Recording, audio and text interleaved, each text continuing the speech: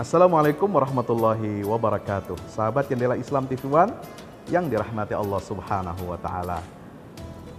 Ada ungkapan di dalam bahasa Indonesia ya, misalnya ketika kita galau atau sedang mengalami keguncangan, biasa ada istilah was-was. Hati-hati, jangan was-was ya. Nah, was-was itu adalah berasal dari bahasa Arab.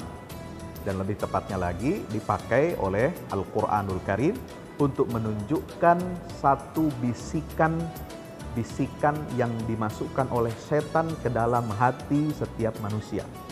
Tujuan setan adalah dengan menebarkan rasa was-was ini adalah untuk menjerumuskan dan untuk menyesatkan umat manusia dari jalan yang benar.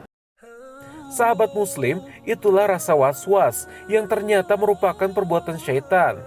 Istilah was-was sendiri tidak dikenal di dunia kedokteran. Namun ada gangguan psikis yang menyerupai rasa was-was, yakni anxiety.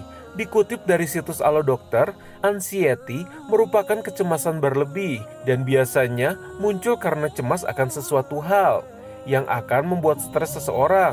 Adapun ciri-ciri kecemasan sebagai berikut: gugup, gelisah, tegang, detak jantung cepat, nafas cepat, gemetaran, sulit tidur, atau bahkan tidak bisa tidur, banyak berkeringat, tubuh terasa lemas, sulit berkonsentrasi, serta adanya perasaan seperti akan ditimpa bahaya. Masih menurut laman Alo Dokter, gejala tersebut masih dapat diobati jika belum terlalu berat, di antaranya dengan tidur yang cukup dan tepat waktu, serta tidak mengkonsumsi kafein dan minuman beralkohol. Kita juga bisa berinteraksi dengan sahabat atau teman dan sharing mengenai permasalahan yang dialami. Namun jika semua itu tidak berhasil menghilangkan kecemasan kita, sebaiknya kita bertanya kepada diri kita sendiri, apakah kita sudah dekat dengan Allah? Biasanya, jika seseorang jauh dari Allah, maka akan banyak kecemasan yang dialaminya, karena merasa tidak ada yang menjamin hidupnya. Padahal semua urusan di dunia ini sudah diatur oleh Allah. Kita hanya perlu berikhtiar dan mensyukurinya. Adapun mengobati rasa was-was secara Islami, menurut Syekh Ali Jaber ialah dengan cara berikut. Yang pertama, siapkan air.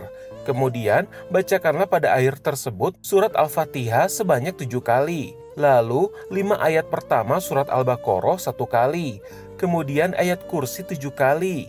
Lalu, 3 ayat terakhir surat Al-Baqarah, surat Al-Ikhlas 3 kali, surat Al-Falaq 3 kali, dan terakhir surat An-Nas sebanyak 3 kali. Lalu diminum. Insya Allah, menurut Syekh Ali Jaber, kecemasan dan was-was akan hilang. Lalu apa saja yang harus dilakukan agar mencegah rasa was-was itu datang kembali? Berikut pemaparannya. Sahabat Jendela Islam TV One dirahmati Allah Subhanahu wa taala, maka kita harus ya jaga diri kita dari penyakit was-was. Jadi penyakit was-was itu bukan hanya penyakit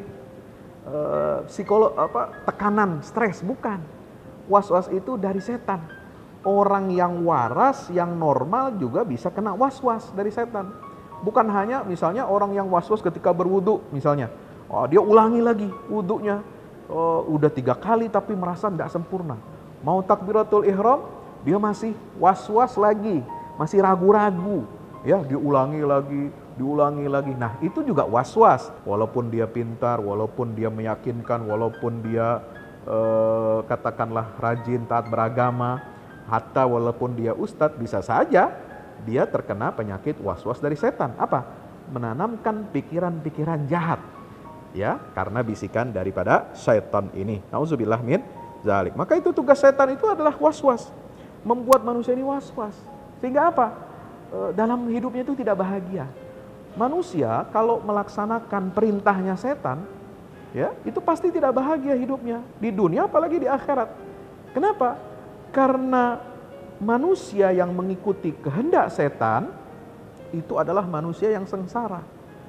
Nabi Adam dan Hawa bukan memuji-muji setan.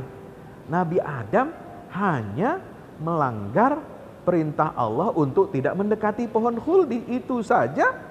Karena mengikuti kehendaknya setan, was-wasnya setan, ya, itu terlempar dari surga. Apalagi kalau kita bermaksiat, berjudi, minum minuman keras, berzina, durhaka kepada orang tua, atau kita memberikan persembahan kepada setan, iblis, ya, atau roh-roh, ya, bukan untuk Allah Subhanahu wa taala, ya, kita berbuat syirik kepada Allah, kita melakukan dosa-dosa besar, maka hati kita tidak akan tenang, hati kita tidak akan gembira, hati kita tidak akan bahagia hidup di dunia, apalagi nanti di akhirat. Nauzubillah, summa nauzubillah min zalik. Mudah-mudahan Allah Subhanahu wa taala jaga dan lindungi kita semua dari was-was setan atau bisikan-bisikan setan yang menanamkan pikiran-pikiran jahat untuk kita melakukan maksiat kepada Allah Ta'ala. Mudah-mudahan Allah jauhkan kita semua dari ini.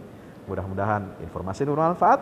Wassalamualaikum warahmatullahi wabarakatuh.